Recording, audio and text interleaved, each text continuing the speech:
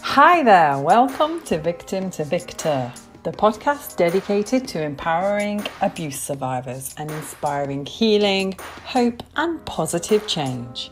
I'm Verma, a published author, and in every episode, I'll sit down with a guest and embark on an insightful conversation about trauma, as well as practical strategies to start the healing process.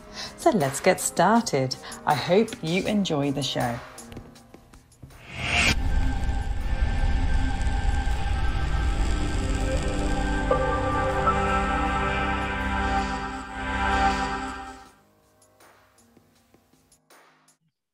And here is a wonderful and award-winning motivational speaker, Madiha Sosan. How are you? Hi, I am good. How are you doing?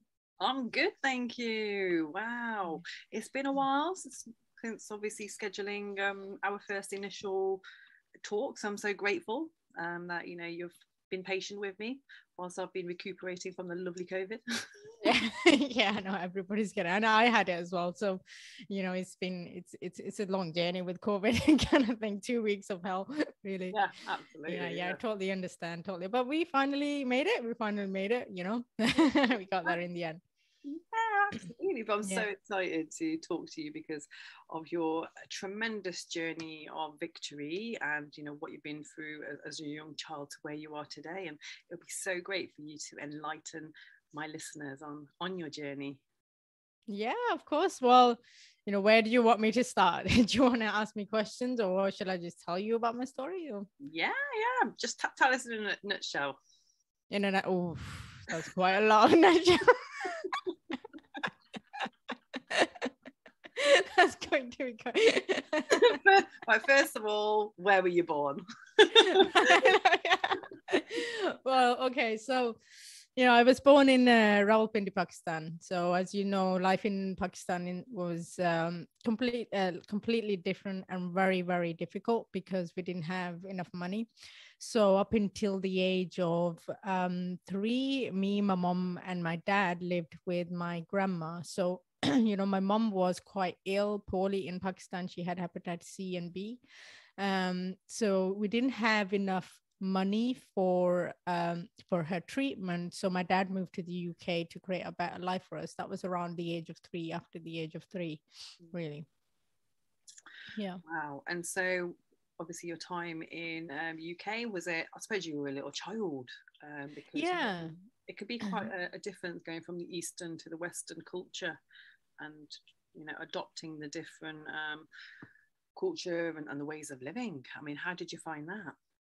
Yeah, it was at first it was quite difficult because my dad moved to the UK around the age of 3, but me and my mom were still in Pakistan up until the age of 7. So when even especially in schools, when I was in school, I was actually physically abused by a teacher. She would every day she would get me in front of the class and she would ask me to read something, and if I made a mistake, she would punch me, she would slap me, and she would hit me with rulers, and she was only doing that to me and nobody else.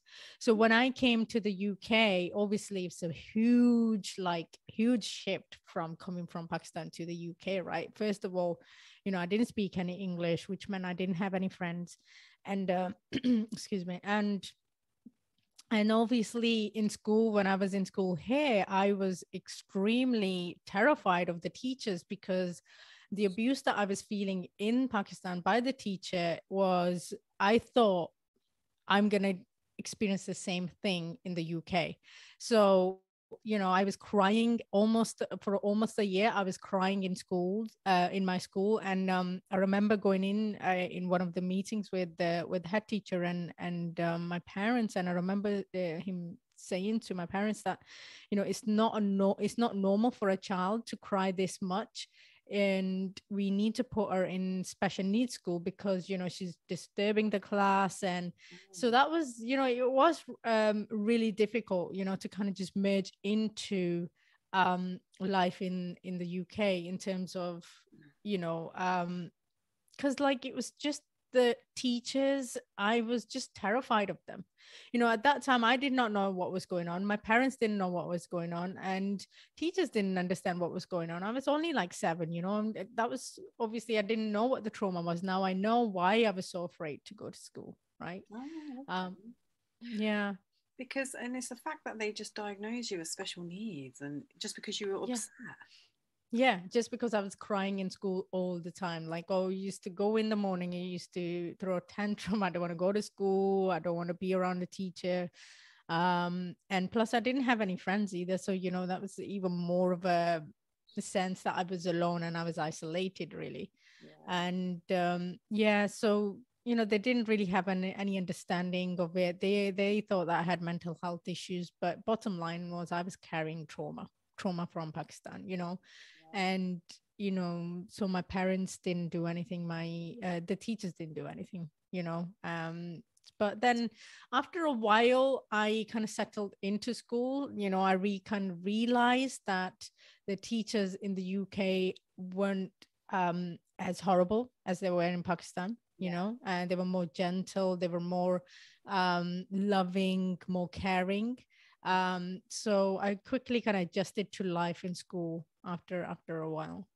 Oh, And yeah, so other than that, life in in UK was still really difficult because my dad, you know, my dad was earning you know, so many, he was working so many jobs to create, you know, that income for us.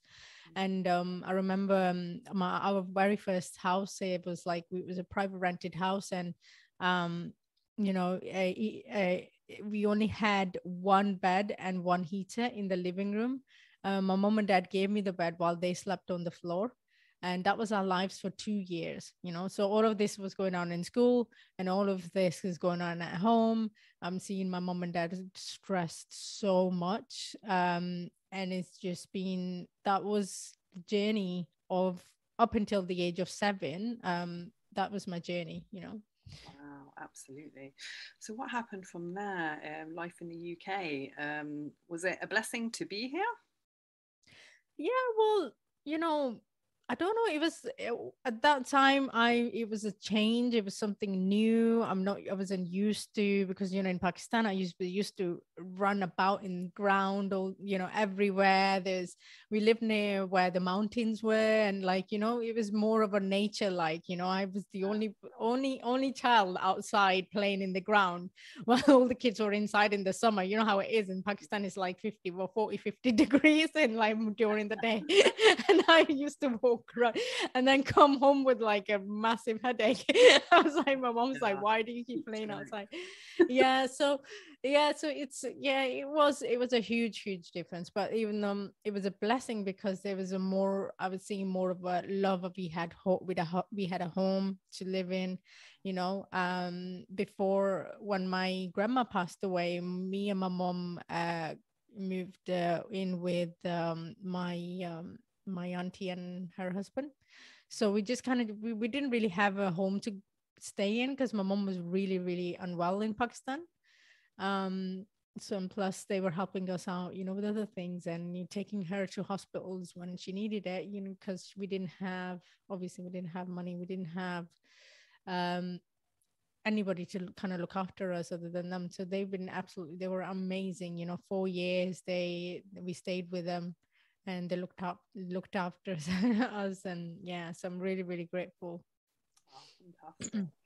So, what happened later on in life then? Because I know that you started suffering from severe anxiety and depression. So, how did that come about?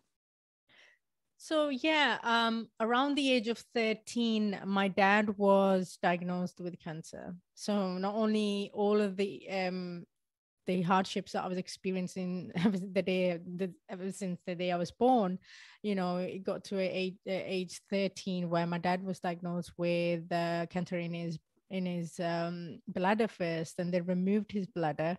Um, and then it came back after a couple of few months, and then within a year he passed away. So because so what happened there was, like, my parents did not tell me how severe the cancer was, right? They kept telling me that your dad's going to be okay. The doctor said he will be completely fine, but the doctors were actually telling them something different. You know, the doctors were saying that he's only got a year or two to live, right? Maximum. But I was just walking around thinking my dad was going to be okay. And up until, you know, before he passed away, about a month before he passed away, I remember him like rolling on the floor, crying in pain. And, you know, he was taken in hospital. Because I had fear going into hospital, my dad said not to come to the hospital. I will speak to you on the phone. And kind of probably part of a reason, because, you know, they didn't tell me how serious it was. They just did not want me to see that, you know. So they kind of kept me away from the hospital. And I remember I was still walking around, talking to him every day on the phone, walking around thinking he'll be fine. He's just going in for treatment. That's what they were saying. And it got to, I think, 2-3 days before he passed away. I remember my cousins were around. All of a sudden, my cousins were coming in, and you know, and everybody was rushing around in the house, and I was like, what's going on? And that was the day my mom actually sat me down and said that doctors your dad stopped breathing, and doctors giving him only 2-3 days to live. And that was like really, like, that's where the shock came in. It was like I was walking around thinking my dad was going to be okay. Now you're telling me he's going to die in 2-3 days, like he stopped breathing. What is going on? Then eventually went to the hospital to see him, and honestly, I can understand now why they did not want me to see him, because his bones were showing, his beard was growing, his, like, you know, it was the cancer eating him, or eating him alive. And it was just such a horrible I couldn't even recognize that he was my dad, you know. And you know, I'm kind of just grateful that I had that moment with him. I went up to him, and I don't know, I was just guided to say this to him. And I said to him, Dad, if I've ever hurt you in any way, please forgive me. And he just smiled, and he said, you're my child. And then that was the last conversation I had with my dad. And that was it. He passed away 2 days later. And yeah. And then the anxiety came actually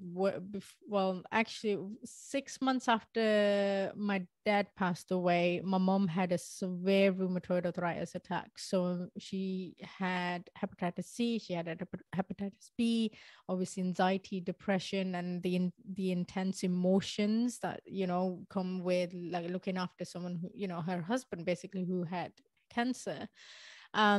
And that, I feel like that was like a really heavy trauma when my dad passed away, really heavy trauma that hit her really hard, that, you know, her fingers and toes were bending really, really fast within months. And doctors were quite worried. They you know, I think my mom said, the doctor said they've never seen anything kind of like it, because, you know, normally the illnesses progress slowly in a way, you know, but she's had the really, really severe form of rheumatoid arthritis, and within months she was completely bedbound, her fingers were bent. So I became a young carer at the age of 14, really. So I had such a big responsibility on my shoulders. And you know, I used to feed her, I used to change her clothes, I used to take her out to the park, I used to, you know, in a wheelchair, trying to be that adult. So I did not even grieve the loss of my dad, because I was thrown into a responsibility of taking care of my mom. And we did not have any, you know, and I didn't have any family around. Like I didn't have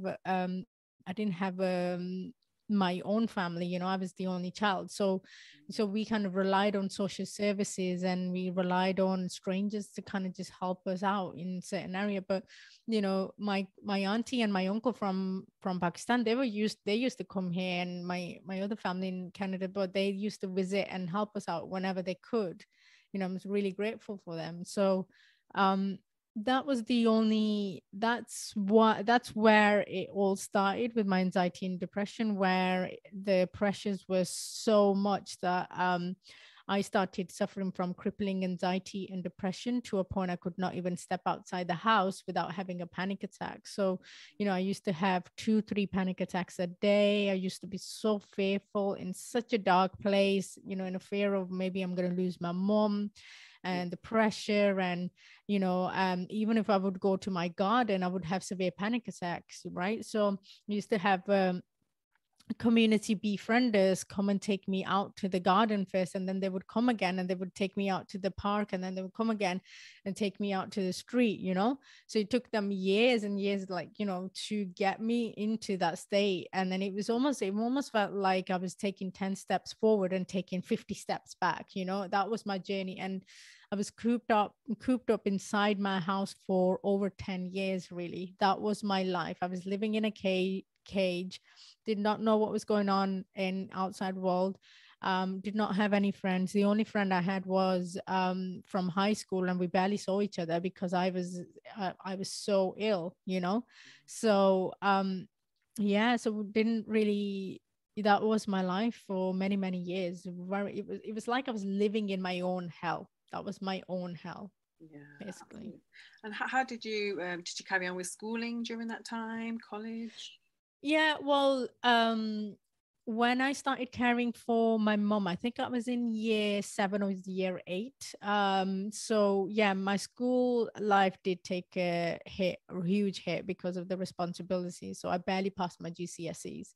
And because I missed about year 8 and 9, a bit of year 10, I missed completely 3 years of school because of my caring responsibilities. And in year 7, it was quite funny because while all of this was going on, it's not funny, but like it's a bit like really tough on me that while all of this was going on with my dad, I was getting bullied throughout the whole year in year 7. So it was like in school I was getting bullied, in at home I'm seeing my dad rolling in pain. So I just was like, I just did not know a way out. I was 12, 13, experiencing this. And yeah, so I went on to went on to college after school, and I did ICT and administration, passed, but like still very much struggling with my anxiety and depression. It wasn't that bad to a point I could not leave the house at that point. But up from the age of 18, I think 19, after college, that's when my system completely shattered. I was trying so hard to not feel my feelings and emotions. I was trying to suppress everything. And my anxiety and depression was basically it was an alarm bell that was ringing, ring, ring, ring, ring. There's something you need to see. There's something you need to sit with. But at that time, I had no concept of it. No concept. Yeah, it's strange, isn't it? You realize like a decade later, thinking, "Oh my goodness, that's what was happening internally." If you don't have the knowledge, or I suppose back in those days as well. Obviously, I'm not saying you're old, but that it wasn't so big, wasn't it? Anxiety and depression. It wasn't so readily discussed. And I know, there's still a stigma attached to these terms as well, in different societies that we live in. Would you say that like back in those days, we were more outdoorsy, we were connected with nature, we were doing a lot of those things, we didn't have phone as a distraction, we weren't going partying, like it's like an everyday thing now, isn't it? Like running away from emotions is everyday thing now for everybody. We can't sit for 5 minutes without emotions. We're either listening to music or we're watching TV, or we're back in those days we didn't have that. So we were kind of doing a lot of self-reflecting. Maybe that's why it wasn't as heavy as it is now. Yes, so many distractions now as well. Oh my goodness. You just have to get onto your phone and you've got all these apps just to distract you from what's really happening. And it does make you think if the future's, there's going to be more issues because of so many distractions, and that people just aren't able to just sit and meditate. Yeah, and it's not even meditation. All you have to do is just be in that state of just in your presence. And for some reason, we've lost that, of being in our presence. We've not been able to tap or tune into ourselves. And that is our nature. That is us, right? This is us. This is how we kind of, a lot of us, think that, our emotional guidance system is nothing. The way we have to be is to ignore it. But our emotional guidance system is always telling you, because if your emotional guidance system is out of whack, then your body's going to be out of whack, then you're going to be out of whack. Everything is going to be out of whack. So it's not just your emotional, you have to look after your body as well. And that's why, they say exercising or looking into mindfulness and looking into your emotions and, feelings is so important. And the way I got to that stage was I had a spiritual awakening, basically. I wanted to ask you about that. Absolutely. Yeah. How did it come about? Yeah. So basically, I was during this time experiencing all this, anxiety, depression. I lived in, well, my household was like Muslim. So, but I did not believe in anything. I was an atheist. I was very strongly against God. It's like, why, if God was real, why would he make me suffer? Why would he make anybody else suffer? And I was like, oh, you're looking for, I was very, very offensive. Like, you're looking for a man in the sky to save you, but he's, it was very, very, very, I was just an angry child. I used to think like that. But around the age of 27, that's when everything changed. So I'll tell you a bit about experience. So I don't know if you've heard of people who've had out of body experiences at all. Yeah.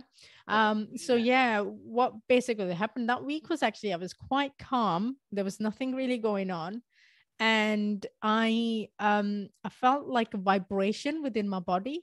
So it wasn't like shaking, it was like that. It wasn't, yeah, I just can't find the words to kind of describe it. So yeah, it was like a vibration, and all of a sudden I ended up in this place where everything was just completely white, like there was it was so bright that it didn't even hurt my eyes. And while I was in that state place, I don't know, whatever you want to call it, while I was in that state, I felt like I was home, and I felt like this is where I'm originally from. And I felt the unconditional love that was something bigger than myself. And while I was in that state, I saw like a beams of lights within the white light. And from my understanding, there were souls standing there without any physical appearance. And as I went up to one light, you don't even walk there, you kind of float there. You don't even talk by mouth, you talk by mind. It's really weird. And as I went up to one light and turned into the face of my dad, and he just smiled and he said, "Everything is okay, don't worry." As soon as he said that, I felt so much love. Obviously, seeing my dad, it was just that state or place. It was just incredible. And when he said that, I came back, and I remember from my right toe to top of my leg, right toe to top of my head, my whole body was kind of vibrating, and then I was just like, what is going on?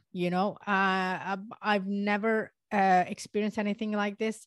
I was freaking out. It was almost like I was in a state of bliss, and then my ego was taking over, and like in fearful states, like, what is going on? There's something wrong with you. And then the blissful was like how amazing that experience was.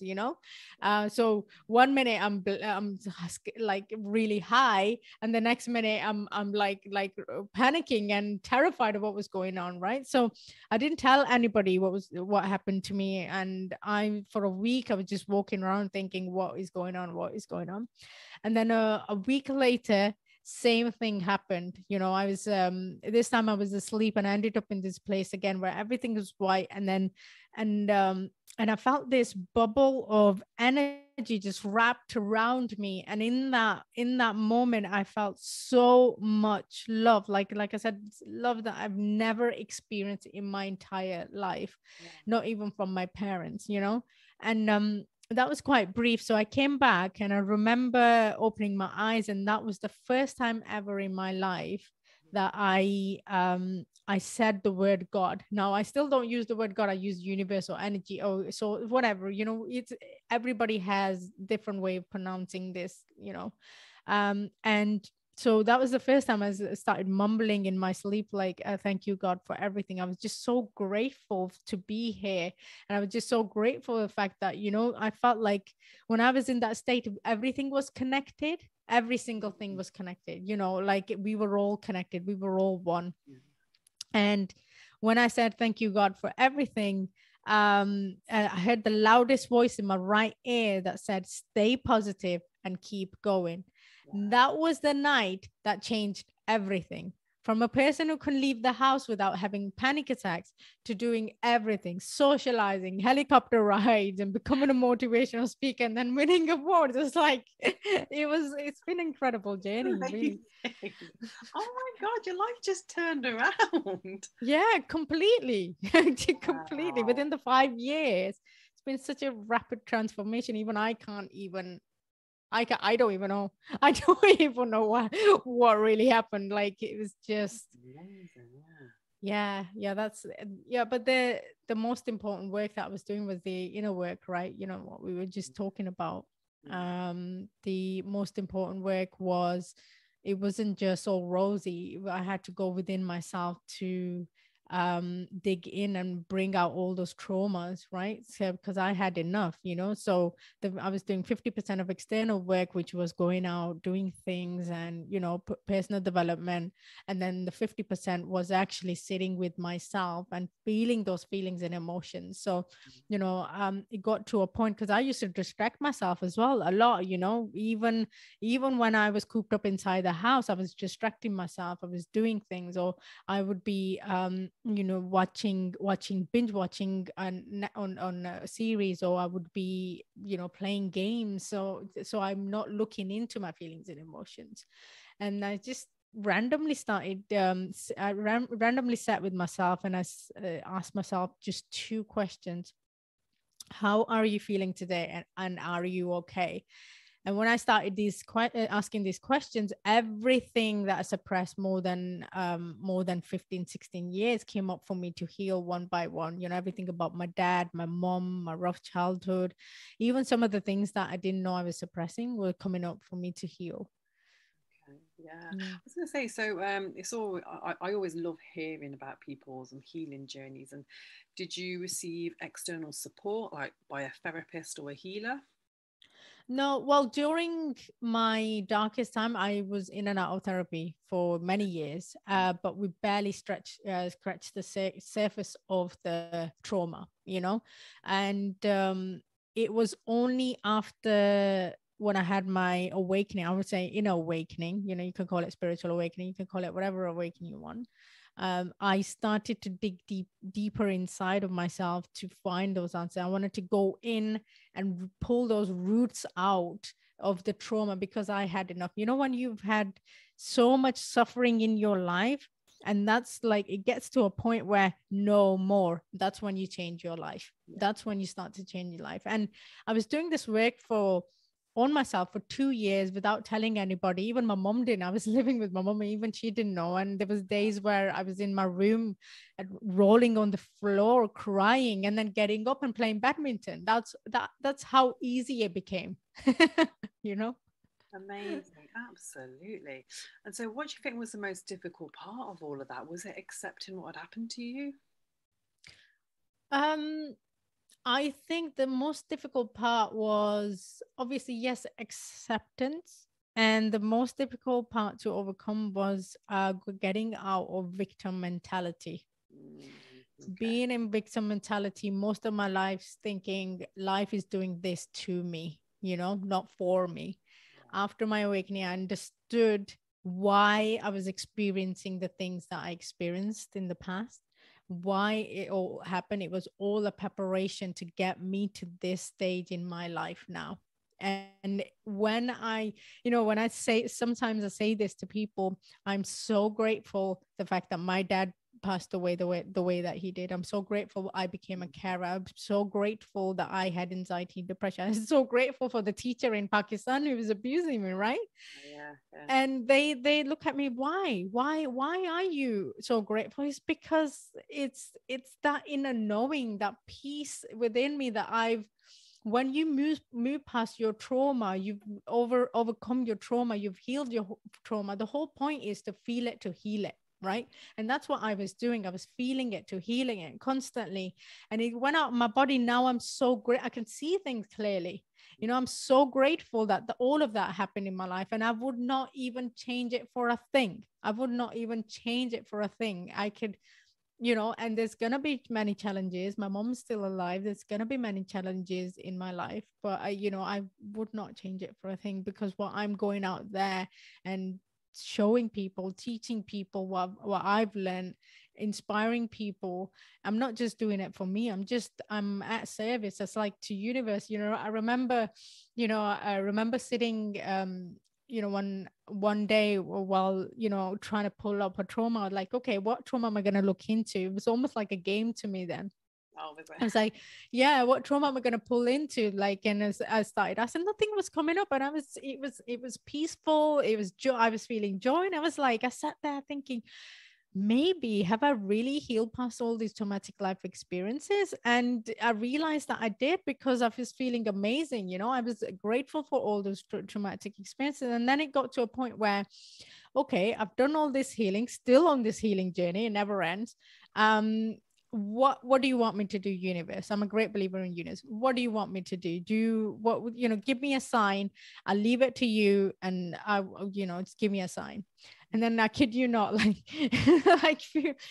few weeks later, me and my friend was stood outside of a building, Law of Attraction. We were at a Law of Attraction event, and we were talking about public speaking, and she was talking about how she wants to be a public speaker because she gets stage fright. She's an actress, right? And I was like, okay, what is public speaking? Is this like a business conference thing? And she's like, no, you can go on stage and you can share your story. And I was like, oh, okay. While we were talking about public speaking, these two guys popped out the building talking about public speaking, and they teach public speaking, right, at the same time. So it was her idea. She didn't go for it. I went for it. I took it as a sign and I went for it. And then I did like so much research on it. And it just happened that I stood in front of 100 people sharing my story. And then 3 months later, 250 people sharing what I did after, my story, the inner healing that I was just telling you about. And then went on to get nominated for awards and Best Inspirational Person of the Year award kind of thing. But, it's like going back to it. I wasn't even looking at what I want for myself. It's like, what can I do for others? What can I do? What can you do for others? And when you have that mindset of, I want to be at service to others and not to your own, you have to fill your own cup up first before you can get to others. And that's what I was doing. I was healing those traumas so I can get to the others, right? So I can help them see theirs, and they have the choice to whether they want to carry on with it or not, So, and it just comes to you. It comes to you when you're not thinking about yourself and your. I say I'm on universe's payroll now, basically. Wow, universe, it's the universe. Yeah, exactly.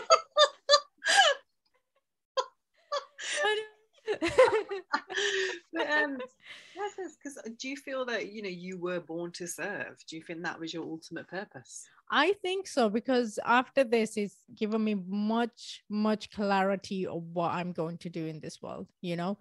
For some people, purpose may not be their purpose may be just be a mother, and that's their purpose. And some people's purpose is going out serving people. Some people's purpose is something else. They're doing charity work. It doesn't matter what your purpose is, as long as you enjoy doing it. They say that the things that excite you the most, you should follow that.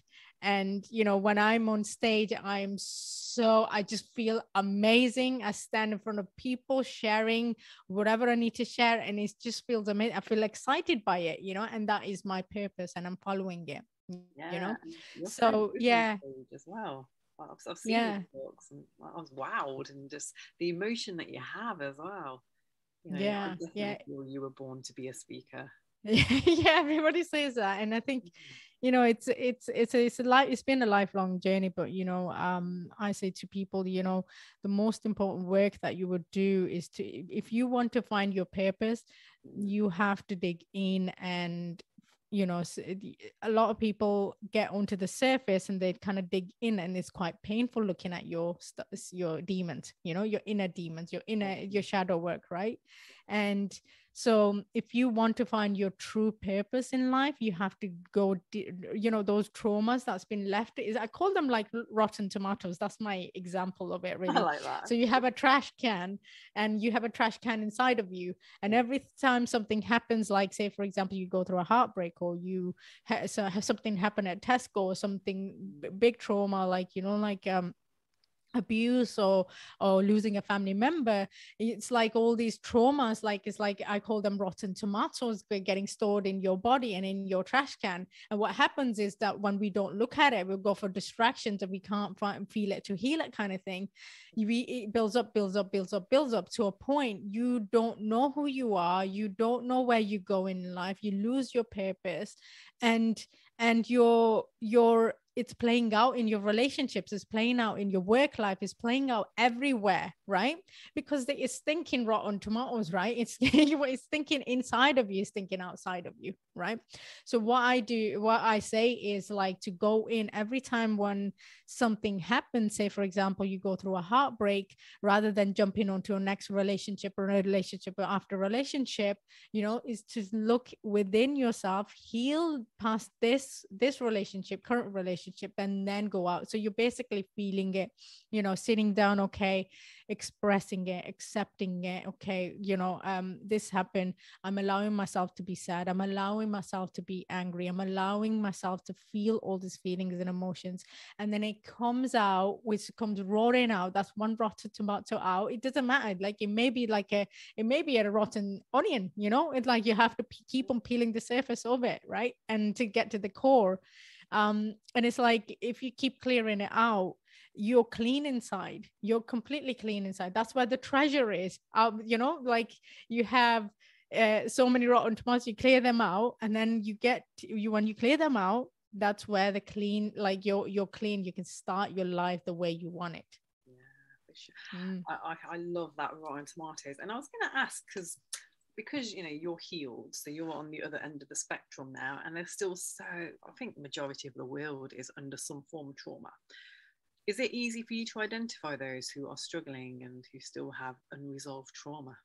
Yeah, I mean, I you know, I wouldn't say I'm fully healed. You know, I've healed I've not probably not even fully healed the trauma that I've experienced, you know, but I've got to a stage where once you've done that work, you're able to, like we were talking about before, you know, you're able to talk about it a lot in a lighter sense. You know, when you know you've healed something, your whole you don't feel hurt by it, you don't feel angry or sad by it, you feel great, you feel grateful. That's when you've healed, right? But I'm always going to be on a healing journey, everybody is going to be, but it is really easy to identify, because the work that I've done and the experience that I know, I can tell how many people who's not looking into that trauma. I can tell how they're avoiding things. The way they talk, the way they do things, you're more conscious of it. Yeah. That way. But I don't go out and tell them, well, you need to do this, you know. It's very hard to you know. Yeah. the only way I see it is to do the work on myself, and they see you and they get inspired by you, and then they take action on, you know, whenever they're ready to. Oh, wow. And so you're going to be going into schools, aren't you, to teach? Yes, hopefully. Wow. Yes. I know. Yeah. See, this is amazing, because, you know, I've been recently, I was interviewed by amazing guy, Krish Patel, right? You know, and he shares stories on his platform. And he got me in the book as well, and on the podcast, and it just went on from there. And then now I'm delivering workshops for him, so this is to teachers and head teachers, and that's great. And like at some point it will get to a point where I'm going to be going in, talking to the kids, and speaking to the kids and showing them. And I feel it is so important. I mean, you're a mother yourself, and you've been on this healing journey yourself, haven't you? It's so important for us to teach our kids to tap into the feelings and emotions. Obviously not the raw of it like an adult does, but as long as they're aware of the what, it's almost like we need to teach them how to regulate themselves at an early age. And it gets to a point where because we're not taught that in schools, it gets to a point where they're carrying all this trauma and don't know what to do with it. They have no idea how to deal with it. And then they get to a midlife crisis when things shift inside of them. Then they have a long journey ahead of them. Because, I was interviewing Mr. Bob Doyle from The Secret on my podcast, and he was basically talking about rewiring your brain. And he said the most people, it took them lifetime to be wired a certain way. It will take them even longer to rewire themselves. So if we're teaching our kids from an early age to be wired, the tools that's given, that the feelings that they can tap into, if they're wired that way from an early age, then they don't have to, when they get to an adult stage, midlife crisis, they don't have to change too much to come into that realization, oh my God, my whole life's been a mess kind of thing, so now I have to clean up that mess. So I think, it's very, very important. I mean, I don't know what your thoughts on that. You have a child. I know you have a child yourself. Absolutely. Because our kids are our next generation, and if we can help them now and just try and understand them better, then I feel like they've got a much more fulfilling future ahead.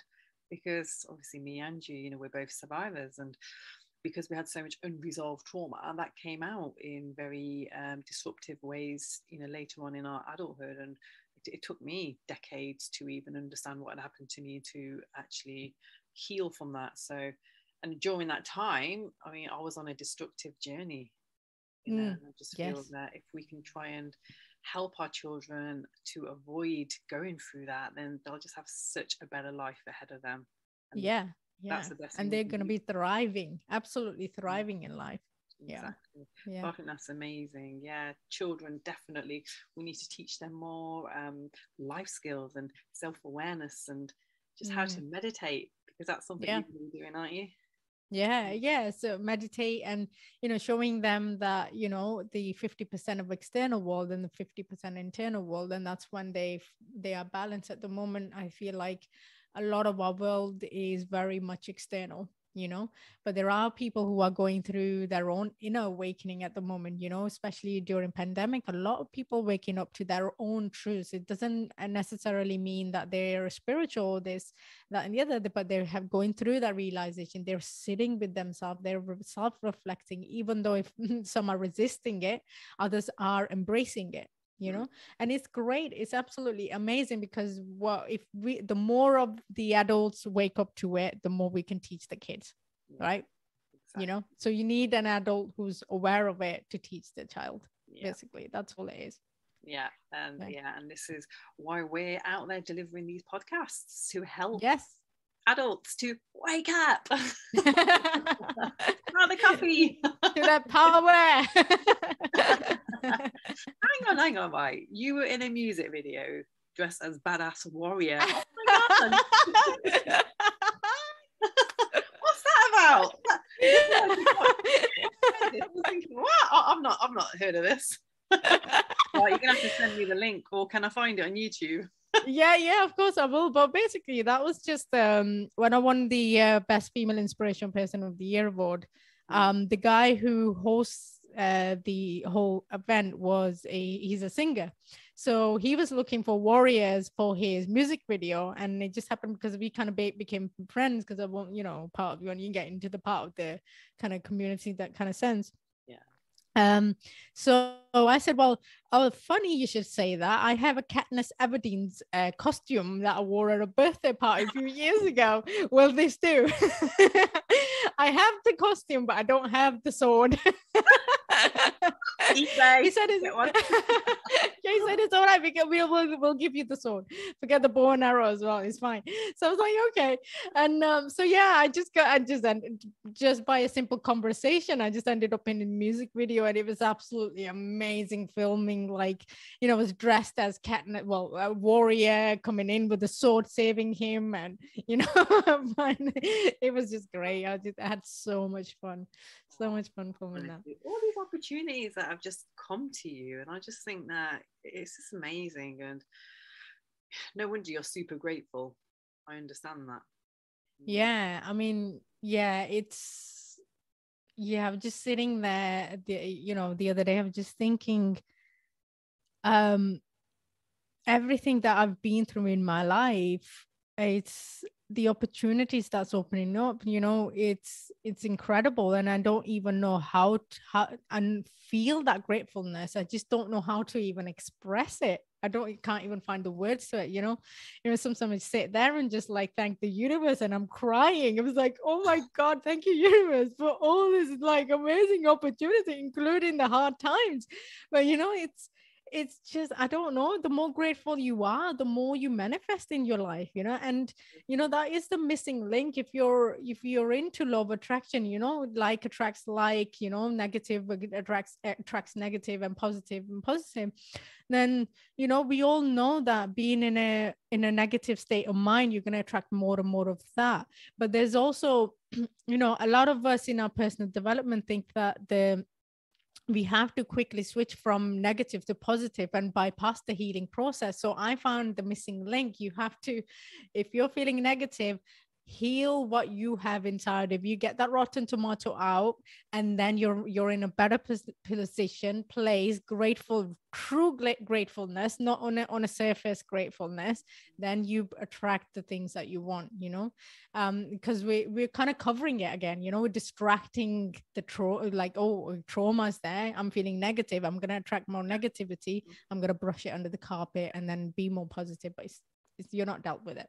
So how can you get more things in your life if you can't let go of the old? Absolutely, it is. Yeah. And I know, life throws these crazy obstacles in our way. I mean, I witnessed a lot of negativity during my COVID illness, because it just drains you and you lose your life. Your soul just, I don't know, something just happens to you when you're so ill.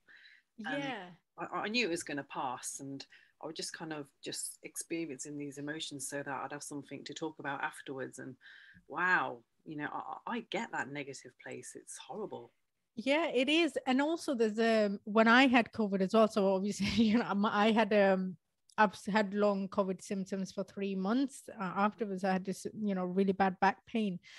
But during my COVID, I was actually experiencing more of a like things like I was this is going to sound really weird and woo-woo kind of thing, but I was experiencing like an out-of-body experience, and I was experiencing astral projection every day for a week, and I was like, it was like floating around in my flat, and also I was and then the second week of the COVID experience was where I completely went down the emotional tunnel, where it was very dark, and I was purging a lot out, it was just coming out and out and out. So looking back, I could easily say this was a negative experience, but actually it was an upgrade. Every virus is an upgrade, right? So that was definitely it was an upgrade, because I'm so much lighter. I feel so much clarity in where I want to do. And like, this is the thing, like when we think we're in dark times, we're not grateful for it. When we're in dark times, you don't realize that you're going to come back up, and you're going to come back up stronger. So COVID times, even if you feeling that negativity, there was something obviously there for you to look at, experience, or insights for you to get. So just like the pandemic, everybody thought even though it was like a lot of people were losing their lives, and it is like this virus is like, quite brutal in some sense. There's a lot of positive things that are coming out of it as well. Whereas like I said before, people are able to do different things differently. They're aware of different concepts. They're aware of self-awareness. They're aware of their own stuff, and they're making changes in their life to um to be in a more happier state. So there is always a positive side to everything. So it's just a matter of how you see it. But when you're going through it, you hate it. I hated my trauma, I hated everything. But then when you do the work, it's just an upgrade. Everything in your life is an upgrade. Wow. It's about just trying to get through it. And I believe in the support of the community. If you've got some good people around you to communicate how you feel, then it kind of offloads a lot as well, doesn't it? But I know that as I was going through my dark times, I just didn't know who to trust. So that was always a bit of an obstacle for me, which meant I kept everything in. Yeah. My healing took longer than it probably should have. Yeah. It's such an amazing point that you just pointed out. Basically, the community sense and the people you surround yourself is so important, right? If they don't get your journey, then your journey is going to be longer and harder. And there were times when during my healing in the last 5 years, while I've been on this path, there was times I was aligned with people we were misaligned. They were out there partying, and I was seeing a partying and getting drunk, and and I was seeing that, but I was seeing that pain. They were running away from quite a lot of things in their lives, and it's just the way I was talking about the things that from my perspective, and the philosophy was completely different to the way they were coming in. So we weren't really on the same vibrational match. Now I have a community who are on the same path, amazing people. They're all in their inner healing journey. They're all it's almost like a tribe. It's almost like a community of family. I say it's that I may have not had, I've only got my mom, so I may not have had a family kind of thing, support. And these are the people are giving me that support, and they are my family.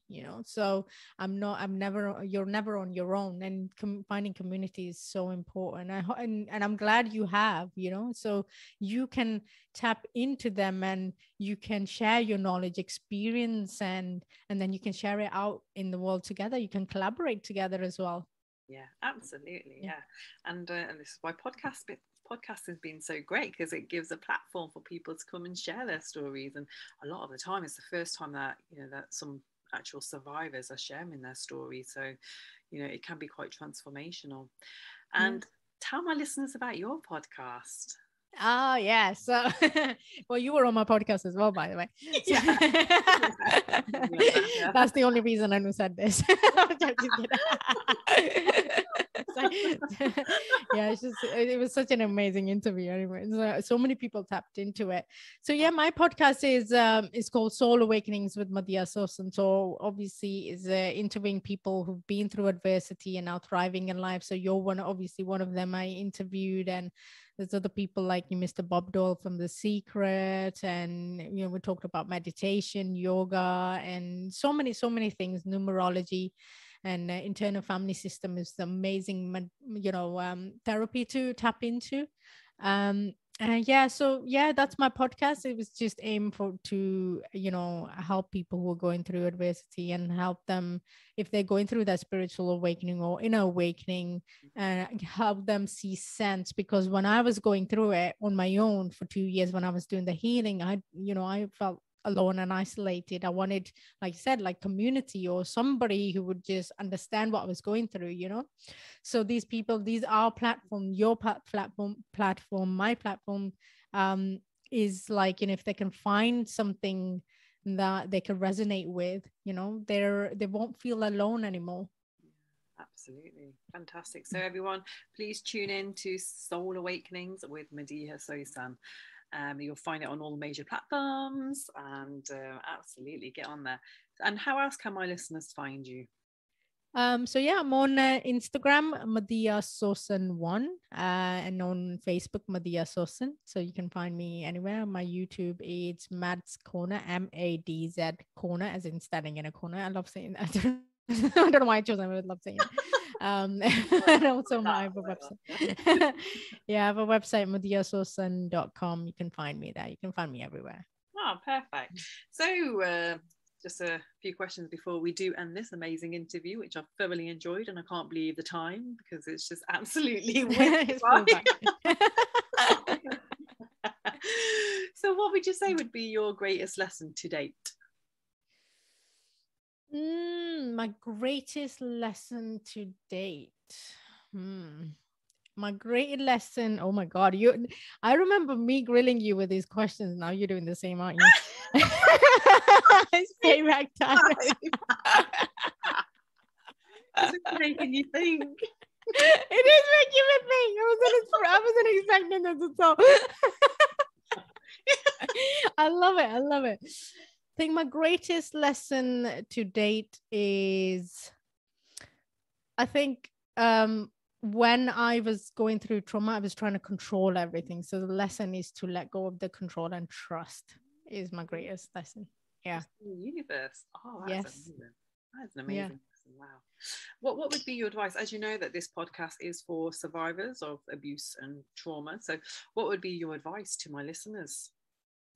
The advice that I would give is the same, is to look, if you want to work with a therapist or anybody you trust, to look in and try sitting with your feelings and emotion. That's the biggest advice that I could say, is that feel it to heal it. Once you've healed it, it's scary at first when you're peeling the first layer of the onion, is scary, but once you get used to kind of just, you keep peeling, you get to the core, you completely release it, and then you'll start to feel absolutely amazing. So that is the only advice. And also that darkness is not going to last forever. There's always a light at the end of the tunnel. You are absolute warriors for surviving.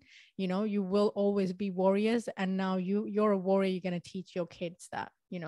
And that will come with not just very like steel energy, like it would be more like soft, gentle warrior with emotion, it tapped into emotional guidance system. So yeah, absolutely warriors. Absolutely love you to bits. You are, yeah, and you're a warrior too. Wow, thank you so much for sharing that. Where will we see you next? Yes, so I'm going to be speaking at Tales to Inspire event in Manchester. So if anybody wants to come down, it's with 6 different speakers, and I'm one of the speakers going to be speaking at the event. Yeah, sharing the story. I think there's someone who lost her son at Manchester Arena attack, and there's quite a few amazing, inspiring speakers speaking at the event. So 11th of February, if you look up Tales to Inspire, you'll find the link there. You can get your tickets. Oh, perfect. That's great. So yeah, tap into that, everybody. And wow, and that's it. Time is up. Thank you so much for such an inspirational thought, which I know will benefit many. And you've just been amazing, the journey that you've gone through, and the lessons that you've learned, and now you're out there sharing it with the world. You're not only keeping it to yourself, which I think is a blessing as well, serving the world. So yeah. Thank you so much for having me. You're absolutely amazing. I look forward to following you on where you go next. And listeners, thank you so much for tuning in today, and I look forward to seeing you all on the next show. Until then, stay blessed, stay empowered, and keep healing. Thanks for tuning in to today's episode of Victim to Victor. Subscribe so you don't miss out on new episodes, and be sure to follow the podcast on socials to keep updated on what's next, and share Victim to Victor with family and friends to help grow the community and spread the positive healing energy. You may also wish to join me on the path to self-discovery and sign up to my 12-week self-empowerment plan, which will be linked below.